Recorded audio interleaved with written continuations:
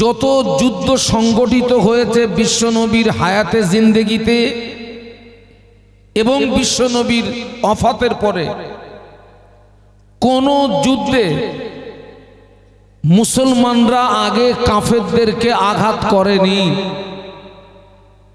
বরং কাফেররা আগে মুসলমানদেরকে আঘাত করেছে। সেই আঘাতকে মুসলমানরা প্রতিহত করতে গিয়ে, আত্মরক্ষা করতে গিয়ে সামনের মাথায় যে কটা এসেছে জাহান্নামার টিকিট কেটে পাঠিয়ে দিয়েছে। আমি এখানে কোনো ধর্মকে ছোট করতে আসিনি, কারণ আল্লাহর কোরআন আমাদেরকে শিখিয়েছে লাকুম দীনুকুম ওলিয়া দীন। তবে তাম পৃথিবীর জমিনে যত ধর্ম, আল্লাহ পাকের দরবারে একটি ধর্ম মনোনীত, একটি ধর্ম পছন্দের ধর্ম, সেই ধর্মের নাম হচ্ছে ইন্নাদ-দীনা ইনদাল্লাহিল ইসলাম। একটু সুবহানাল্লাহ বলা যাবে? আর একটু মহব্বতে বলা যাবে? ইসলাম আমাদেরকে শিখিয়েছে মসজিদে যাওয়ার নিয়ম, আবার এই ইসলাম আমাদেরকে শিখিয়েছে বাথরুমে যাওয়ার নিয়ম। সেই ইসলামকে মিটিয়ে দেওয়ার জন্য, দ্বীনকে মিটিয়ে দেওয়ার জন্য আবু জাহাল তার বাহিনী নিয়ে হুঙ্কার দিচ্ছে বদরের ময়দানে। আল্লাহ রসুল সাল্লাল্লাহু আলাইহি ওয়াসাল্লাম তিনি তার জীবনে টোটাল 23 বছর নসিহত করেছিলেন, কিন্তু এই 23 বছর নসিহত করেও সব মানুষ দ্বীনের পথে আসলো না, ইসলামের পথে আসলো না। এরপরে আবু জাহাল হুঙ্কার দিচ্ছে দ্বীন মিটিয়ে দেবে, ইসলাম মিটিয়ে দেবে, মদিনা উড়িয়ে দেবে, আমাদের নবীকে মিটিয়ে দেবে। সাথে আপনারা একটা কথা স্মরণ রাখবেন, যত যুদ্ধ সংগঠিত হয়েছে বিশ্বনবীর হায়াতে জিন্দেগিতে এবং বিশ্বনবীর ওফাতের পরে, কোন যুদ্ধে মুসলমানরা আগে কাফেরদেরকে আঘাত করেনি, বরং কাফেররা আগে মুসলমানদেরকে আঘাত করেছে।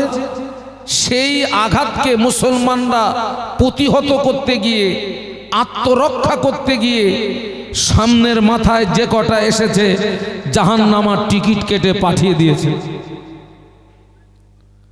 আল্লাহ পাক বিশ্ব নবীকে ডাকলেন, হাবিব, বদরের ময়দানে আসতে হবে, আবু জাহালের মোকাবেলা করতে হবে, দ্বীন বাঁচাতে হবে, ইসলামকে বাঁচাতে হবে।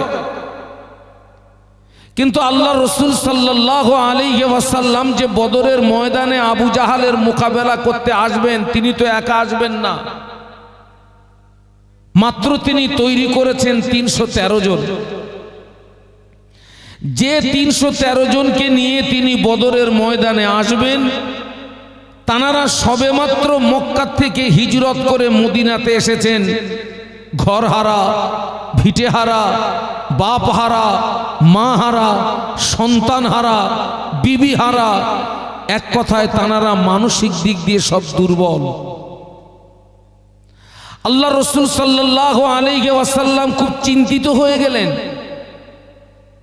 খুব টেনশনে পড়ে গেলেন যে আমি এখন এদেরকে কি করে বলি, এরা তো সবেমাত্র মক্কা থেকে মার খেয়ে মদিনাতে এসেছে। আমি এখন এদেরকে কি করে বলি যে আমার সঙ্গে বদরের ময়দানে যেতে হবে, আবু জাহালের মোকাবেলা করতে হবে, লড়াই করতে হবে, জীবন দিতে হবে। এরা যদি আমাকে রেখে চলে যায়, এরা যদি আমাকে রেখে পালিয়ে যায়, ইসলাম তো এ পর্যন্ত সমাপ্ত হয়ে যাবে। আবার চিন্তা করছেন, ওরা যদি আমাকে মুসা নবীর উম্মতের মতো বলে যে তুমি আর তোমার রব আর জিবরাইল গিয়ে যুদ্ধ করো, আমরা এখানে বসে থাকলাম। মুসা সাল্লামের উম্মতরা ঠিক এই রকম অভিমত প্রকাশ করেছিলেন। আল্লাহ রাসূল সাল্লাল্লাহু আলাইহি ওয়াসাল্লাম খুব টেনশনে, খুব দুশ্চিন্তার ভিতরে, আমি কি করি। কিন্তু আমাদের নবী ভালোবাসা আর সাহাবীদের নবী ভালোবাসা দুটো কি এক বাবা? বলুন না, কথা বলুন না। না না, নবী পাকের একজন সাহাবী আল্লাহ নবীকে জিজ্ঞাসা করেছিলেন, ইয়া রাসূলুল্লাহ, হাবিবাল্লাহ, মাতাসা, হুজুর কিয়ামত কবে হবে? একজন সাহাবী নবীকে জিজ্ঞাসা করলেন, ইয়া রাসূলুল্লাহ সাল্লাল্লাহু আলাইহি ওয়াসাল্লাম, হুজুর আপনি বলুন তো কিয়ামত কবে হবে? আল্লাহ নবী ওই সাহাবীকে ঘুরিয়ে জিজ্ঞাসা করেছিলেন, ও বাবা সাহাবী, তুমি কিয়ামতের সংবাদ নিচ্ছ, কিয়ামতের খবর নিচ্ছ, কিয়ামতের জন্য কি অর্জন করেছো বলো, কিয়ামতের জন্য কি সঞ্চয় করেছো বলো। ওই সাহাবী জবাব দিয়েছিলেন, ইয়া রাসূলুল্লাহ, হাবিবাল্লাহ, আমি কিয়ামতের জন্য কিছুই অর্জন করতে পারিনি, আমি কিয়ামতের জন্য কিছুই সঞ্চয় করতে পারিনি, তবে আমি আল্লাহ আল্লাহর রসুলকে ভালোবেসেছি। একটু বলি না সুবহানাল্লাহ, আর একটু মহব্বতে বলি না। আল্লাহ নবী জবাব দিয়েছিলেন, ও বাবা সাহাবী, তোমার দাবি যদি সত্য হয়, আমি আল্লাহ নবী বলছি, কিয়ামতের ময়দানে ওই দাবি তোমাকে নাজাত করিয়ে দেবে। সুবহানাল্লাহ। আল্লাহ রাসূল সাল্লাল্লাহু আলাইহি ওয়াসাল্লাম খুব টেনশন করছিলেন যে আমি এখন এদেরকে কি করে বলি যে আমার সঙ্গে বদরের ময়দানে যেতে হবে, আবু জাহালের মোকাবেলা করতে হবে, লড়াই করতে হবে, জীবন দিতে হবে, দিন বাঁচাতে হবে। এরা যদি আমাকে রেখে পালিয়ে যায়, চলে যায়, ইসলাম তো এ পর্যন্ত সমাপ্ত হয়ে যাবে। এরপরেও নবী সাহাবীদেরকে ডাকলেন।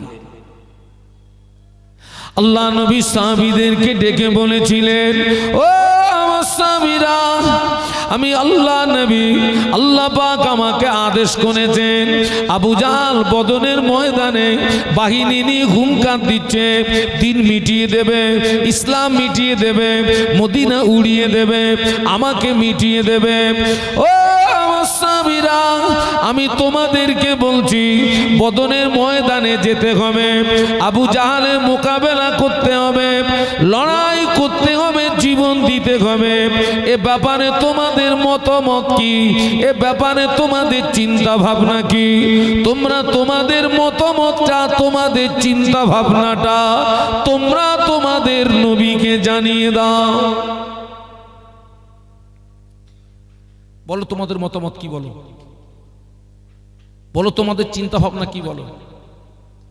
ওই সাহাবীরা জবাব দিয়েছিলেন, ইয়া রাসূলুল্লাহ, হাবিবাল্লাহ, হুজুর আপনি ঘাবড়াবেন না, হুজুর আপনি ভয় পাবেন না, হুজুর আপনি চিন্তিত হবেন না, হুজুর আপনি আমাদেরকে নিয়ে ময়দানে চলুন, আমরা আপনার সামনে, আপনার পিছনে, আপনার ডায়ে, আপনার পায়ে, সর্বক্ষণ আমরা আপনার সঙ্গী হয়ে থাকবো। একটু মহব্বতে বলা যাবে না? আর একটু মহব্বতে বলা যায় না? হুজুর আপনি ঘাবড়াবেন না, আপনি ভয় পাবেন না, আপনি আমাদেরকে নিয়ে চলুন, আমরা আপনার সামনে, আপনার পিছনে, আপনার ডায়ে, আপনার বাঁয়ে, সর্বক্ষণ আমরা যুদ্ধের ময়দানে আপনার সঙ্গী হয়ে থাকবো। একটু জোরে বলুন। আমরা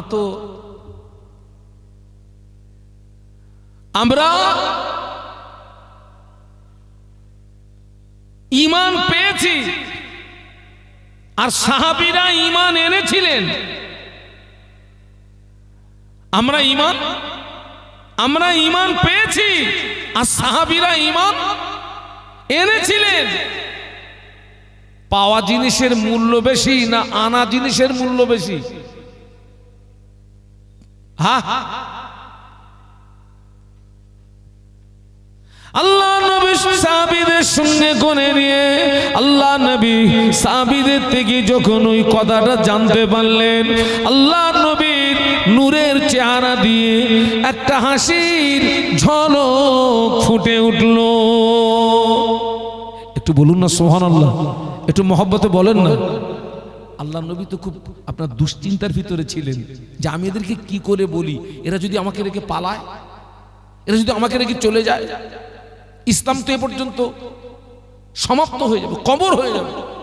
কিন্তু সেই সাহাবীরা বললেন, হুজুর আপনি ঘাবড়াবেন না, আপনি আমাদেরকে নিয়ে চলুন, আমরা আপনার সামনে পিছনে ডায়ে বাঁয়ে সর্বক্ষণ আপনার সঙ্গী হয়ে থাকব।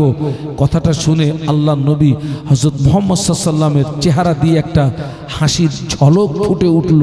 একটু বলুন না সুবহানাল্লাহ, একটু মহব্বতে বলুন না।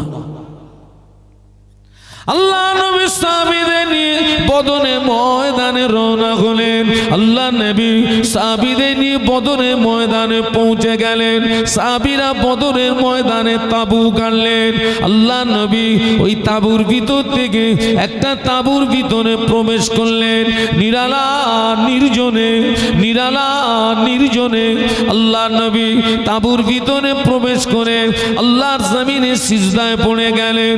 আল্লাহর জমিনে সিজদায় পড়ে গিয়ে আল্লাহ পাকের দরবারে দোয়া করতে লাগলেন।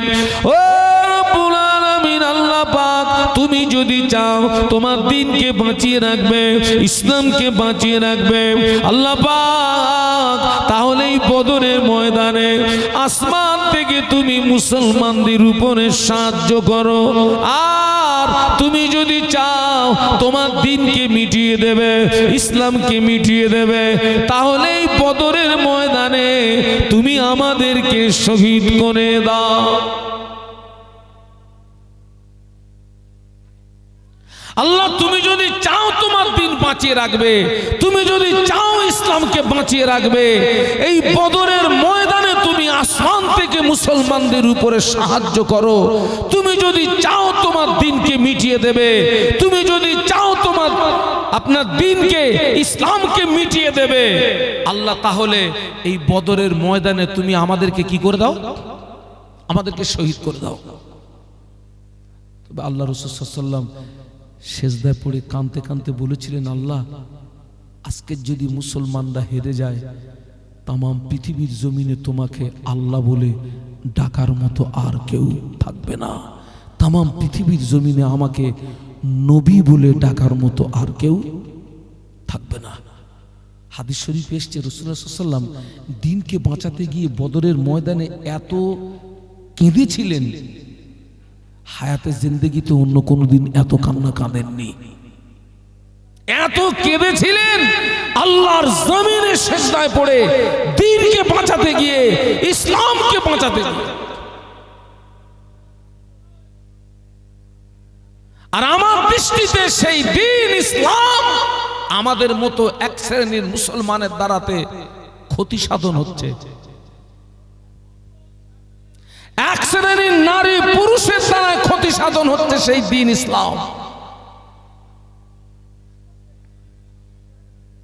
আল্লাহ পাক কোরআন শরীফের ভিতরে বললেন, ইয়া আইয়ুহাল্লাযীনা আমানু উদখুলু ফিস সিলমি কাফা ওয়া লা তাত্তাবিউ খুতুওয়াতিশ শাইতান ইন্নাহু লাকুম আদুউম মুবিন।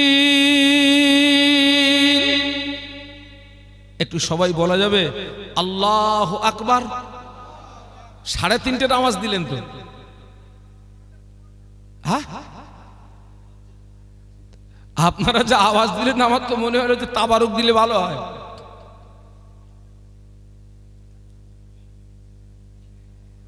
এই আমরাই তো যখন বল খেলা দেখতে যাই, ওই যে ফুটবল খেলায় যখন এক পার্টি আর এক পার্টিকে যখন গোল দেয়, তখন কিন্তু কাউকে বলে দিতে হয় না জোরে বলো গোল। এক শ্রেণীর মুসলমান তো দেখেছি পাশায় বাঁশ দিয়ে চেল্লাচ্ছে। জবান খুলে বলি আল্লাহু আকবার, আর একটু আওয়াজ তুলুন, বলুন আল্লাহু আকবার। আল্লাহ বললেন, হে বিশ্বের ইমানদার সম্প্রদায়, তোমরা ইসলামের ভিতরে পূর্ণাঙ্গ দাখিল হও, পরিপূর্ণ প্রবেশ করো। পরেই বললেন, ওয়ালা তাত্তাবিউ খুতুওয়াতিশ শাইতান, আর তোমরা শয়তানের ইতাআত করো না, শয়তানের অনুসরণ করো না। কেন? ইন্নাহু লাকুম আদুউম মুবিন, নিশ্চয়ই শয়তান হচ্ছে মানুষের জন্য প্রকাশ্য দুশমন। আমি আপনাদেরকে জিজ্ঞাসা করছি, যে দিন বাঁচানোর জন্য বিশ্বনবী বদরের ময়দানে সিজদায় পড়ে কাঁদছিলেন। আল্লাহ সেই দিনের ভিতরে, ইসলামের ভিতরে আমাদের কতটা প্রবেশ করতে বলেছেন?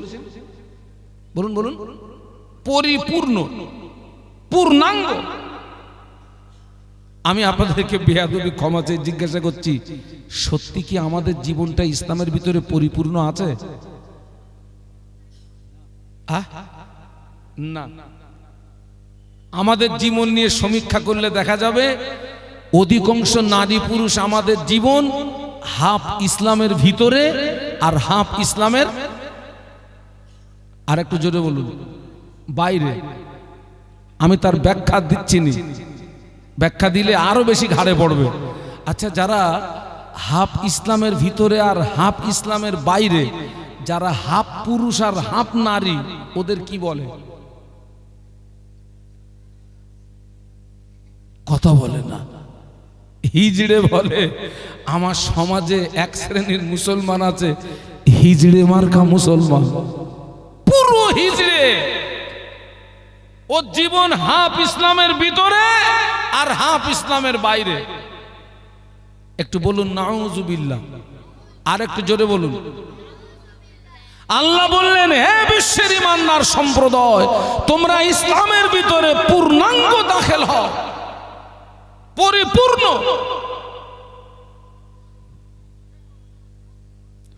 আল্লাহ পাক কোরআন শরীফের ভিতরে বললেন, ইন্নাল্লাহা আশতারা মিনাল মুমিনিনা আনফুসাহুম ওয়া আমওয়ালাহুম বিআন্না লাহুমুল জান্নাহ। আল্লাহ বললেন, নিশ্চয়ই আমি কিনে নিয়েছি মিনাল মুমিনিনা, মুমিনদের কাছ থেকে, আনফুসাহুম তাদের জীবনকে, ও আমওয়ালাহুম তাদের মাল সম্পদকে, বিআন্না লাহুমুল জান্নাহ জান্নাতেরই বিনিময়। একটু বলি না সুবহানাল্লাহ। আল্লাহ মুমিনের জান আর মাল আল্লাহ কিনে নিয়েছেন। কিসের বিনিময়? জান্নাতের বিনিময়। তার মানে আমরা যারা মুমিন, আমরা সব আল্লাহর দরবারে বিক্রি হয়ে গেছি। আল্লাহ কিনে নিয়েছেন আমাদের জান মাল, আল্লাহ কিনে নিয়েছেন জান্নাতের বিনিময়। একটু বলুন সুবহানাল্লাহ। আচ্ছা, আল্লাহ আমাদের জান নিয়েই বা কি করবেন, আর আল্লাহ আমাদের মাল নিয়েই বা কি করবেন? ব্যাখ্যা হচ্ছে, আল্লাহর দেওয়া জীবনটা আপনি আল্লাহর রাস্তায় ছাড়া অন্য রাস্তায় পরিচালিত করতে, বলুন বলুন। অধিকাংশ মায়েরা উজুর, আপনার গোসলের নিয়ম, উজুর নিয়ে জানে না। আমার তো জন্মস্থান আপনার কি বলে হাসনাবাদ নদীর ওপারে ধানিখালি। আমাদের এই গ্রামে একজন ভাবি ছিল, শুনেছি নাকি খুব শরীয়তের জ্ঞান আছে। কোন একদিন আমাদের বাড়ি এসছে, আমি তখন মাদ্রাসায় পড়ি। তো আমি বললাম, ভাবি আমি শুনেছি তুমি খুব কোরআন জানো, আলহামদুলিল্লাহ, আমাকে একটু উজুর নিয়তটা একটু শোনাবা? তো বলছে, হ্যাঁ শোনাবো। ভাবি আমাকে উজুর নিয়ত শোনাচ্ছে। আন্ডা আন্ডা আন্ডা, পুকুরির পানি ঠান্ডা, 3 কুলিতে উজু করি, পুলসুরাতের নামাজ পড়ি। আমি বলি, ভাবি 11 বছর মাদ্রাসায় পড়লাম, তোরে নিয়ে আমি কোনো বইতে পালাম না। কোথায় পেয়েছিস? আন্ডা আন্ডা আন্ডা, পুকুরের পানি ঠান্ডা, 3 কুলিতে উজু করি, পুলসুরাতের নামাজ পড়ি। কি সর্বনাশ! পুরো শেষ।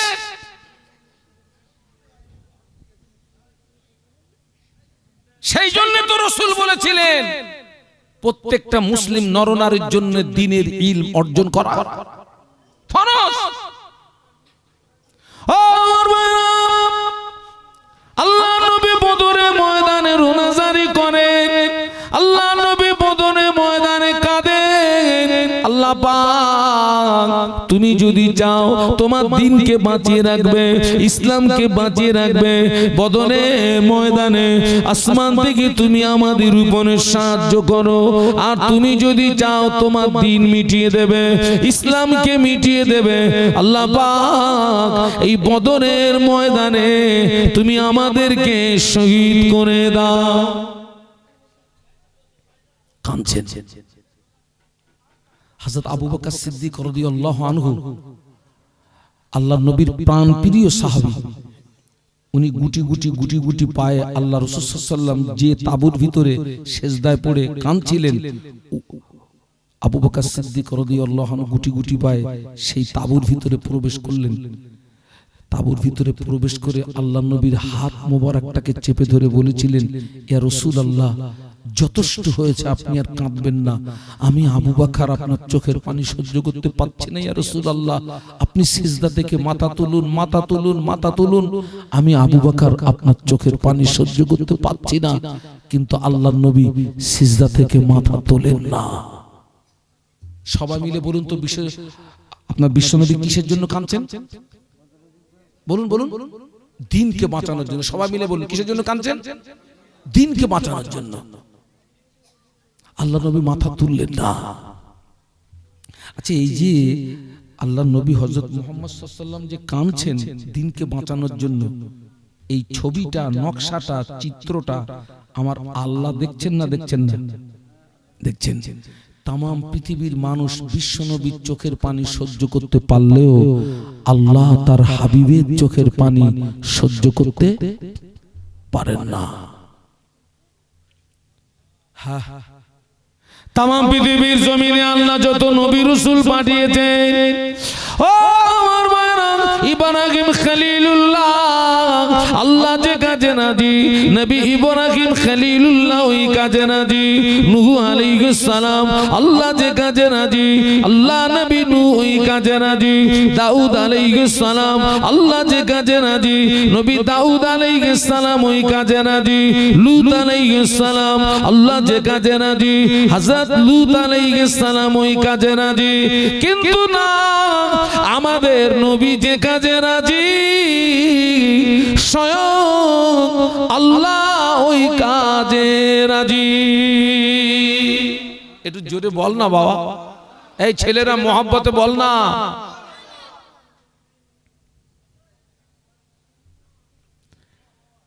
আমাদের নবী যে কাজে রাজি, কে রাজি?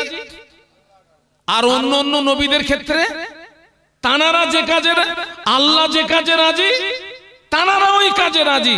আর আমাদের নবীর এত পাওয়ার, আমাদের নবী যে কাজে রাজি, স্বয়ং আল্লাহ ওই কাজে রাজি। একটু জোরে বলুন, একটু মহব্বতের সঙ্গে বলুন। সারা জীবন তো ওয়াজ শুনেছেন, বলুন তো আমাদের নবী হযরত মুহাম্মদ সাল্লাল্লাহু আলাইহি ওয়াসাল্লাম, এক কথায় সর্বপ্রথম আমাদের কিবলা ছিল কোনটা? বাইতুল মুকাদ্দাস। আল্লাহ নবী হযরত মুহাম্মদ সাল্লাল্লাহু আলাইহি ওয়াসাল্লাম 16 থেকে 17 মাস ওই বাইতুল মুকাদ্দাসের দিকে ফিরে নামাজ পড়েছিলেন। কতদিন? 16 থেকে 17 মাস। কিন্তু বিশ্বনবী চলেন ফেরেন, বারবার আসমানের দিকে তাকান, মনে মনে হচ্ছে আল্লাহ ওই বাইতুল মুকাদ্দাসটা আমার জন্য কিবলা না হয়ে বাইতুল্লাহ তথা কাবা শরীফটা যদি আমার জন্য কিবলা হতো, আমি মনের দিক দিয়ে খুব তৃপ্তি পেতাম, আনন্দিত হতাম, আমি খুব খুশি হতাম। আল্লাহ, কাবাটা যদি আমার জন্য কিবলা হতো। নবী যে কাজে খুশি, কে খুশি? আল্লাহ খুশি। অন্তরের খবর কে রাখেন? ইন্নাল্লাহা আলিমুম বিযাতিস সুদূর। আল্লাহ নবী বাইতুল মুকাদ্দাসের দিকে ফিরে 4 রাকাত যখনের নামাজে নিয়াত করে দাঁড়িয়েছেন। কোন নামাজ? আল্লাহ নবী জোরে 4 রাকাত নামাজ বাইতুল মুকাদ্দাসের দিকে ফিরে নিয়াত করে দাঁড়িয়েছেন। আল্লাহ নবী ইমাম, সাহাবীরা মুক্তাদি হয়ে দাঁড়িয়ে গেলেন। আল্লাহ নবী ইমাম, সাহাবীরা মুক্তাদি হয়ে দাঁড়িয়ে গেলেন। নামাজ শুরু হয়ে গেল। ওই নামাজের ভিতরে আল্লাহ পাক ফেরেশতা জিবরাইল আমিন আলাইহিস সালাম মারফত কোরআন নাজিল করলেন। কদ নারা তাকাল্লুবা ওয়াজহিকা ফিস সামাই ফালানুওয়াল্লিগান্নাকা কিবলাতান তারদাহা ফাওয়াল্লি ওয়াজহাকা শাতরাল মাসজিদিল হারাম। আল্লাহ জিবরাইলকে দিয়ে আল্লাহ পাক ওহী নাজিল করলেন। জিবরাইল, আমার নবী বারে বারে আমার আসমানের দিকে ফিরে ফিরে যান। আমার নবীর মনে হয় আল্লাহ পাক বাইতুল মুকাদ্দাসটা কিবলা না হয়ে কাবা কিবলা হলে আমি খুশি হতাম, মনে তৃপ্তি পেতাম, আনন্দিত হতাম। জিবরাইল আমার হাবিব যে কাজে রাজি, আমি আল্লাহ ওই কাজে রাজি। আমার হাবিবকে গিয়ে জানিয়ে দাও আমি আল্লাহ পাক আমার হাবিবের জন্য আমি কাবা শরীফকে কিবলা বানিয়ে দিলাম। মোহাব্বতে বলা যায় না? ও আসবে না, সামনে আসবে, ডান্স মারলে আসবে, ওয়াজ করলে আসে।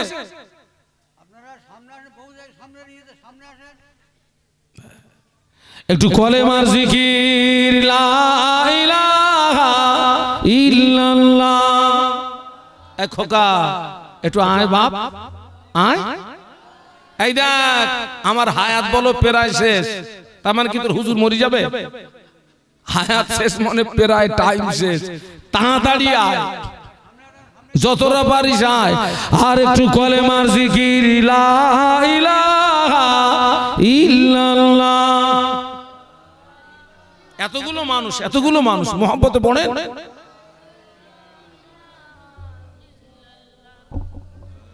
লা ইলাহা ইল্লাল্লাহ মুহাম্মাদুর রাসূলুল্লাহ। আল্লাহুম্মা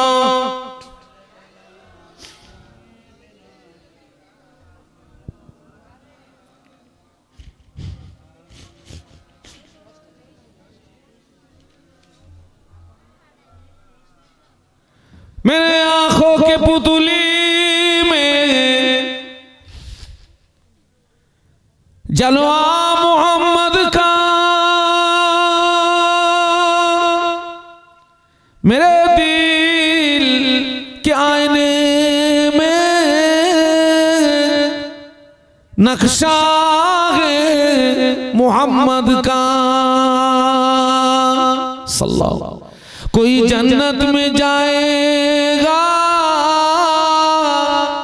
कोई दोज़ख में पहुंचेगा। मदीने की तरफ दौड़ा दीवाना मोहम्मद का। अल्लाहुम्मा पढ़ो बाबा।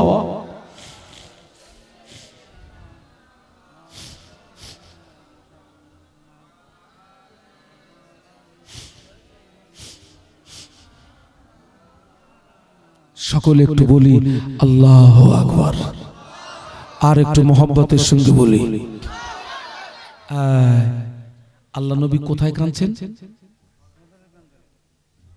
আবু বকর সিদ্দিক রাদিয়াল্লাহু আনহু, হুজুর যথেষ্ট হয়েছে, আপনি কাঁদবেন না, সিজদা থেকে মাথা তুলুন। আমি আবু বকর আপনার চোখের পানি সহ্য করতে পারছি না ইয়া রাসূলুল্লাহ। আল্লাহ নবী সিজদা থেকে মাথা তোলেন না। ছবিটা দেখছেন কে?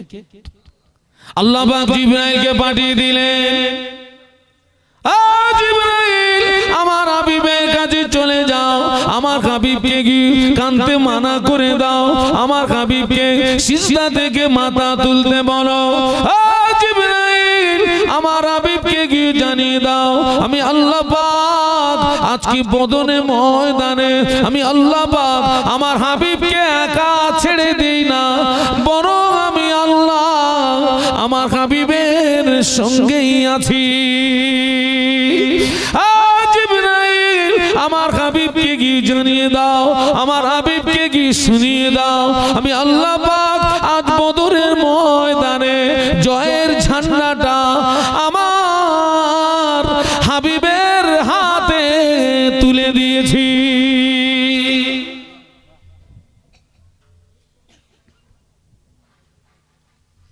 সেই ইসলাম,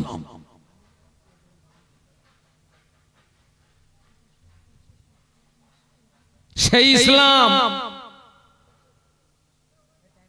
আল্লাহ নবী বদরের ময়দানে সিজদা থেকে মাথা তুললেন, ওহির পানিটা পেয়ে আল্লাহ নবী সিজদা থেকে মাথা তুললেন। কিন্তু আল্লাহ নবী এত কেঁদেছিলেন, ওই বদরের ময়দানের সিজদার জায়গা ধুলি মালু আল্লাহ নবীর চেহারা মোবারকের জমাট বেঁধে গেল। একটু বলুন না আল্লাহু আকবার। এত কেঁদেছিলেন দিনকে বাঁচানোর জন্য, চোখের পানিতে ওই সেজদার জায়গার ধুলি বালুটা ভিজে গিয়ে আল্লাহর নবীর চেহারাতে জমাট বেঁধে গেছিল। এত কেঁদেছিলেন। আল্লাহ নবী সেজদা থেকে মাথা তুলেছেন, কিন্তু মেজাজটা খুব জালালি মেজাজ। জালালি মেজাজ মানে খুব রাগান্বিত। এই দেখেন আল্লাহ পাক আসমান থেকে সাহায্য করছে। দেখুন দ্বীনকে বাঁচানোর জন্য, ইসলামকে বাঁচানোর জন্য আল্লাহ কিভাবে সাহায্য করছে দেখুন আসমান থেকে। আল্লাহ নবী সেজদা থেকে মাথা তুলে এক মুষ্ঠ বালু নিয়েছেন, বদরের ময়দানের ধুলি বালু। এক মুষ্ঠ বালু নিয়ে একটা দোয়া পড়ে আল্লাহ নবী ওই 1000 কাফেরদের দিকে নিক্ষেপ করলেন। হাদিস শরীফে এসেছে রাসূলুল্লাহর হাতের এক মুঠো বালু আল্লাহ বদরের ময়দানে 1000 কাফেরের চোখের ভিতরে এবং কানের ভিতরে আল্লাহ পৌঁছে দিয়েছিলেন। একটু মহব্বতে বলতে বললেন না বাবা? চোখে যদি ধুলো যায়, বালু যায়, কানে যদি ধুলি বালু যায় কি হবে? আর বাবা চোখে যদি কেউ আপনার ধুলো মেরে দেয় কি হবে? অন্ধ হয়ে যাবে তো। এটা হচ্ছে বদরের ময়দানে আসমান থেকে আল্লাহ পাকের পক্ষ থেকে 1 নাম্বার সাহায্য। একটু সুবহানাল্লাহ বলেন। 2 নাম্বার সাহায্য দেখেন, ওই বদরের ময়দানে আল্লাহ পাক মুসলমানদের সাহায্য করার জন্য, দ্বীনকে বাঁচানোর জন্য, ইসলামকে বাঁচানোর জন্য আল্লাহ পাক বদরের ময়দানে আমার আল্লাহ 5000 ফেরেশতা নাজিল করেছিলেন। কহাজার? জোরে বল না বাবা।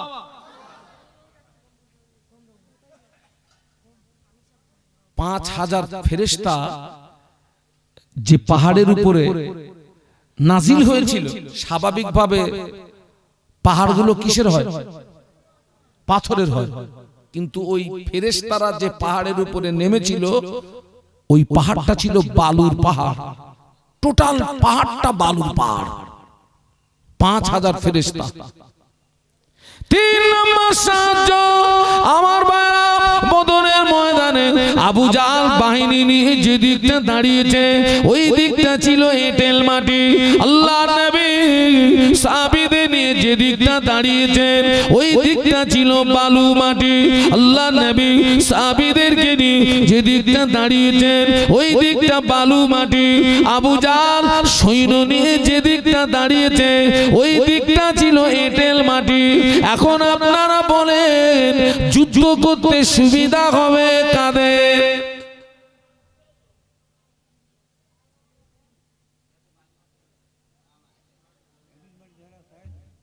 বালু মাটিতে সাহাবীদের পাগুলো ডেবে যাচ্ছে, সওয়ারীদের পাগুলো ডেবে যাচ্ছে। আর এঁটেল মাটি মানে তো টাইট মাটি। এঁটেল মানে কি? টাইট। এক কথায় এই ক্ষেত্রে সুবিধা হচ্ছে কার? বলুন বলুন। আবু জাহল। আমার মায়েরা ওই বদরের ময়দানে আল্লাহ পাক 17ই রমজান আল্লাহ পাক আসমান থেকে রহমতের পানি দিয়ে আল্লাহ ওই বদরের ময়দানে বিশ্বনবী এবং তার সাহাবীদের পায়ের নিচের মাটি আল্লাহ পাক মজবুত করে দিয়েছিলেন। একটু জোরে বলেন না, মহব্বতে বলেন না। বালিতে পানি পড়লে টাইট হয়ে যায়, আর এঁটেল মাটিতে পানি পড়লে স্লিপ। আল্লাহ একের পরে এক সাহায্য করছে। সুবহানাল্লাহ বলেন, আরো জোরে বলেন। এই ছেলেরা আমার দিকে তাকা। ওই বদরের মুসলমানের মতো যদি আমাদের ঈমান থাকে, আল্লাহর নামে শপথ করে বলছি, আজও মুসলমানদের বিপদে মুসিবতে আল্লাহ আসমান থেকে ফেরেশতা দিয়ে, কিন্তু সেই ঈমান আমাদের। আল্লাহ নবী বলেছিলেন, ও আমার সাবিরা আমি আল্লাহ নবী বলছি ইসবির রাজুলু মুমিনান ওয়া ইমসি কাফিরা ওয়া ইমসি মুমিনান ওয়া ইসবিউ কাফিরা আল্লাহ নবী বললেন সাবিরা আখিরি জামানা আমার একদল উম্মতি সকালবেলা ঈমান আনবে সন্ধ্যাবেলা কাফের হবে সন্ধ্যাবেলা ঈমান আনবে সকালবেলা কাফের হবে আল্লাহ নবী বলেছিলেন ও সাবিরা আমি আল্লাহ নবী বলছি আখিরি জামানা হাতে তালুতে আগুন লাগা যত না কষ্ট হবে আমি আল্লাহ নবী বলছি তার চেয়ে আরো বেশি কষ্ট হবে ঈমান নিয়ে বেঁচে থাকা এখান থেকে 10 বছর নয় 20 বছর 30 বছর 40 বছর আগে অধিকাংশ মসজিদ ছিল কাঁচা কিন্তু মুসল্লিদের ঈমান ছিল পাকা এখন অধিকাংশ মসজিদ শান শওকাত হয়ে গিয়েছে কিন্তু অধিকাংশ মুসল্লিদের ঈমান কি দুর্বল বাবা সেকেলে বাথরুম এখন পাওয়া যায় ও মুরব্বিরা কথা বলেন না কেন সেকেলে বাথরুম খোকা তোরা চিনিস নি সেকেলে বাথরুম তোরা তো জমিদারের বাচ্চা সেকেলে বাথরুম মানে মাটি খুঁড়ে দুই দিকে দুটো ইট পাটকাঠির বেড়া চটের দরজা তাতে বসলেই সঙ্গে সঙ্গে ডেলিভারি খালাস আর এখন পাশা এত ভদ্র হয়ে গেছে টাইস না হলে মাল বেরোচ্ছে না পাশা টাইস চাচ্ছে পাথর চাচ্ছে টাইস পাথর মামা এখান থেকে 16-17 বছর আগে একটা বাড়িতে আমাকে দাওয়াত করলো যে বাড়িতে বসতে জায়গা দিয়েছে ওই বাড়িটা তৈরি করতে খরচ হয়েছে 2.5 কোটি টাকা কত বললাম 16-17 বছর আগের কথা বলছি ওই 12-7 এলাকা 2.5 কোটি টাকার বাড়ি কিন্তু সেই আপনার বাড়িওয়ালার একটা ছেলে তো 2.5 কোটি টাকার বাড়ি হচ্ছে 3 তলা বাড়ি ওই 3 তলা বাড়ির মাঝখানে ছোট্ট একটা পার্ক আছে পার্কে ছোট্ট একটা পুকুর আছে আর সেই পুকুরে বাসের টিউতে পাম দিয়ে ফেলা আছে আর ওই 3 তলা থেকে একটা সুড়ঙ্গ নামানো আছে ওই পুকুরে আমি বাড়িওয়ালারা জিজ্ঞাসা করলাম ভাইজান এই যে সুড়ঙ্গ নামানো কি এটা তো আমি তো ঠিক তেমন বুঝতে পারলাম না তো বলছে হুজুর আমার ছেলে আর বৌমা খেলা করবে তার মানে ছেলে আর বৌমা দুটো ওই 3 তলার থেকে সরাত করে নিচে পড়বে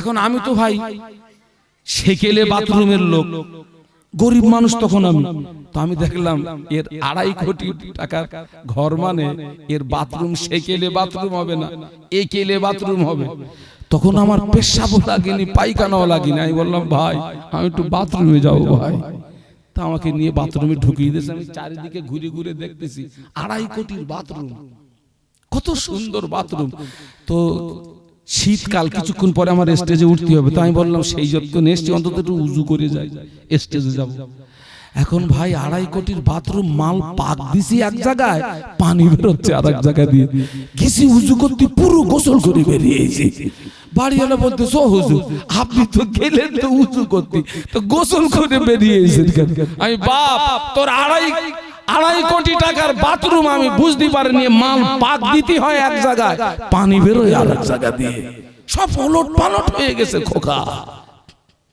ওলট পালট হাবেশ সাহেব ও হাবেশ সাহেব আমি আর থাকতে পারবো না আমার টাইম রয়েছে 11টায় ও সব না ছেলেরা জওয়ান যুবক আজও যদি আমরা বদরের মুসলমানের মতো আমাদের ঈমান যদি মজবুত হয় বিশ্বাস করুন আজও আল্লাহ আসমান থেকে ফেরেশতা দিয়ে আমাদেরকে সাহায্য করবেন আল্লাহ কবুল করেন বলুন আমিন বলুন আমিন শেষ কথা বলে যাচ্ছি এখানে যে বক্তব্যটা হয়েছে আমি খুব খুশি আমি এই চকের যত মানুষ শুধু সেনা মানুষ আসবেন না আপনি যখন আসবেন ছেলের হাতটাকে ধরে নিয়ে আসবেন বাপ হয়ে ছেলের হাত ধরে নামাজের পাটি পর্যন্ত দাঁড় করিয়ে দেওয়ার দায়িত্ব আপনার আর মা হয়ে মেয়েকে আপনার পাশে নামাজের মাসাল্লা বিছিয়ে দিয়ে আপনি মা হিসাবে আপনার মেয়ের হাতটাকে ধরে ওই নামাজের পাটি পর্যন্ত পৌঁছে দেওয়ার দায়িত্ব কার? মায়ের। এবং এবং আপনাদের এই মক্তবে যেভাবে আপনার শেখাশেখি চলে, আপনার শেখাশেখি চলে, সবাই ওই আপনার মজলিসে বসবেন, শিখবেন। মুরব্বী মানুষ, বয়স্ক মানুষ এখনো পর্যন্ত আপনাদের পিছনে সময় দিচ্ছেন দিনের স্বার্থে, আলহামদুলিল্লাহ বলুন। বাবা হায়াতে আছে, এখন যদি কিছু পেতে চাও এই মুরব্বীর কাছ থেকে নিয়ে নেবে, আল্লাহ পাকের রহমত হবে। আচ্ছা, আমি এ পর্যন্ত রাখছি, ভাষাগত ভুল ত্রুটি ক্ষমা করবেন। আমার 11টায় আপনার সময় রয়েছে চালতা বেরিয়ে, জি, তো আপনারা আমার জন্য দোয়া করবেন। আপনাদেরকে একটা দাওয়াত দিচ্ছি, আপনার আখারপুর আল আমিন মাদ্রাসা ও এতিমখানার বাৎসরিক ইসালে সব আগামী 24 এবং 25 মার্চ, ইংরেজি 7 এবং 8 ফেব্রুয়ারি আমি সবাইকে দাওয়াত করছি, আপনারা যাবেন। আপনার আরেকটা দাওয়াত করছি আগামী 20 এবং আপনার 21 মার্চ ভবানীপুর আলহাজ হযরত মাওলানা ইয়াকুব আলী সাহেব হুজুরের মাদ্রাসার বাৎসরিক ইসালে সব, একটা বড় মাদ্রাসা, এবারে 50টা ছেলে পাকড়ি পাবে, অনেক অর্থের প্রয়োজন। আপনারা ভবানীপুর মাদ্রাসার দিকে খেয়াল রাখবেন, ভবানীপুর মাদ্রাসার দিকে আপনারা খেয়াল রাখবেন। 20 এবং 21 মার্চ জারি সালে সব সকলকে খাস দাওয়াত দিলাম। আল্লাহ আমাদেরকে যাওয়ার তৌফিক দিন। ভাষাগত ভুল ত্রুটি ক্ষমা চেয়ে এ পর্যন্ত সমাপ্ত করলাম। ওমা তৌফিকি ইল্লা বিল্লাহ, আলাইহি তাওয়াক্কালতু ওয়া ইলাইহি উনীব। আসসালামু আলাইকুম ওয়া রাহমাতুল্লাহি ওয়া বারাকাতুহু। মুহাব্বতের সঙ্গে উচ্চ আওয়াজে দরুদ শরীফ আল্লাহুম্মা